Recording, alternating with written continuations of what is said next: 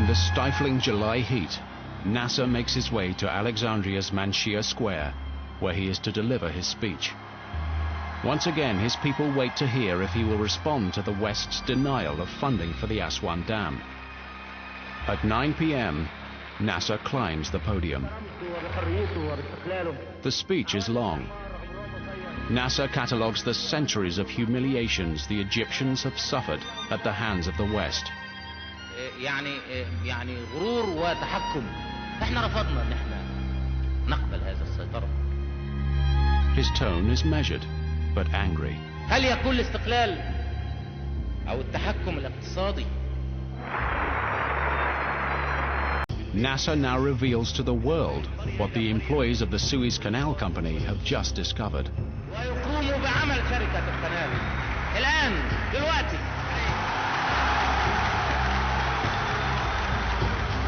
Across Egypt, there is pandemonium.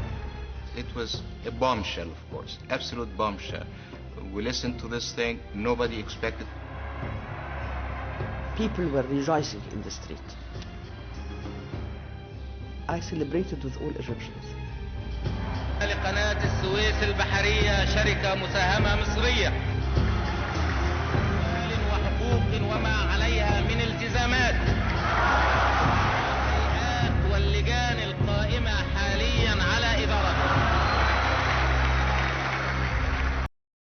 But Eden has already made his decision. The next morning, Eisenhower had a cable from Eden stating explicitly that the government had decided that they were going to get rid of Nasser, that this was the only alternative.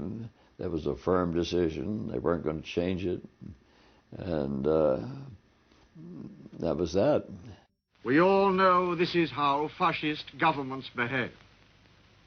And we all remember, only too well, what the cost can be in giving in to fascism.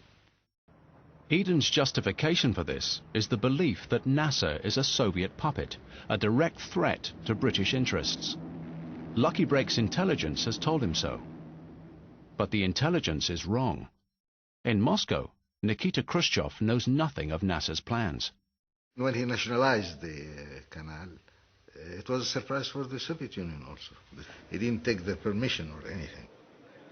Even once he had made this decision, a few days before the announcement, he didn't tell the Soviets. And he didn't tell them for an obvious reason.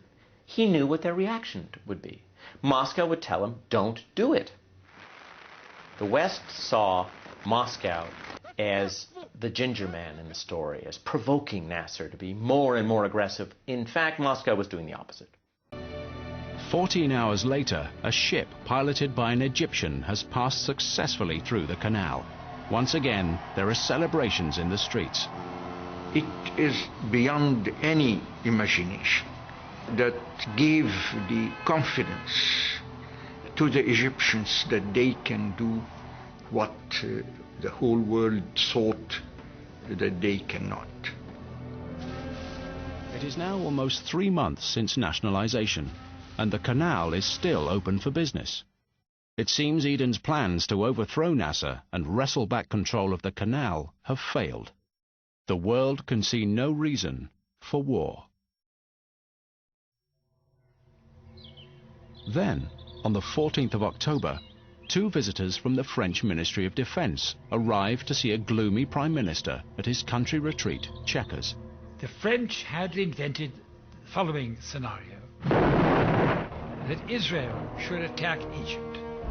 Thereupon, Britain and France, who had forces in the neighborhood, should say, we cannot allow this kind of war because it will interfere with the Suez Canal, and therefore we are going to intervene and hold the 2 countries apart. I happened to be in Paris. So the Minister of Defense called me in and he says, did you ever thought storming over Sinai?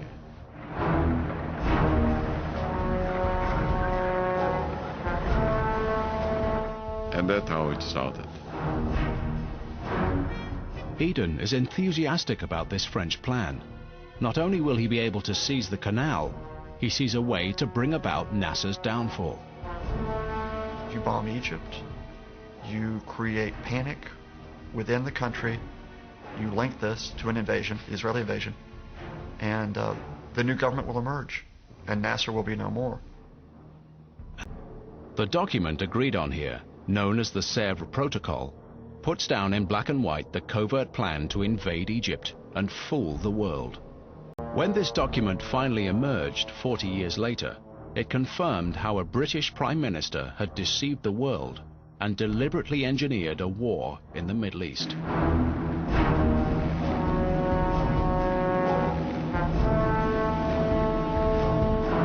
On October the 29th, the Israelis land a parachute brigade deep in the Sinai, as agreed at Sèvres. But the Israeli advance towards the canal is a fake, designed purely to convince the world that the canal is threatened. It was about 40 kilometers from the canal, or 45 kilometers. But when you look at big maps, then you can say, the drop was not far from the canal. That was enough to fulfill the needs of the British to say the canal is threatened. We didn't go into the motives and consideration of France and England, because our aims were clear. The following day, Britain and France issue their ultimatum, as planned at Sèvres. Israel and Egypt are to cease fighting, or the two Western powers will intervene. Eden knows this is an ultimatum that Nasser cannot accept. On the evening of the 30th of October, the ultimatum expires.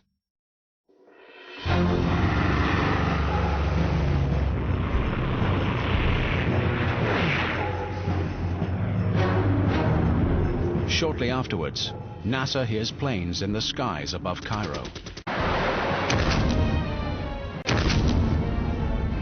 As the bombs fall, a frightened Egyptian population rush to join civilian militias. Most of us, the young people, decided that we're going to defend the country. We really didn't know what we're going to do because our training was very cursory. It included one clip of live ammunition. When we joined, the first thing they did was they gave us those cases of Kalashnikov rifles right out of the boxes with grease. And they said, okay, here's your rifle, you know. This makeshift civilian army now waits for the arrival of British paratroopers.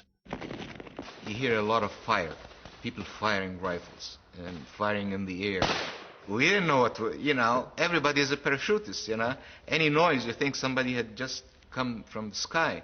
So it was a very, very tense moment, and we were scared. But Cairo, where Talat Badrawi and other volunteers are waiting, is not the target for the British paratroop assault.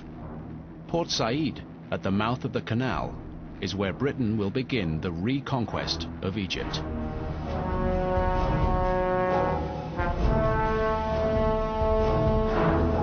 After 5 days of aerial bombardment, 668 British paratroopers land in Port Said. The city quickly finds itself under occupation, but its population is determined not to give Eden the easy victory he has anticipated. And then they landed. The British landed in Port Said. So of course we wanted to wipe them out. All the people have arms and guns and machine guns. They shoot at the aeroplanes. And every Egyptian people are ready to sacrifice himself in order to defend his country.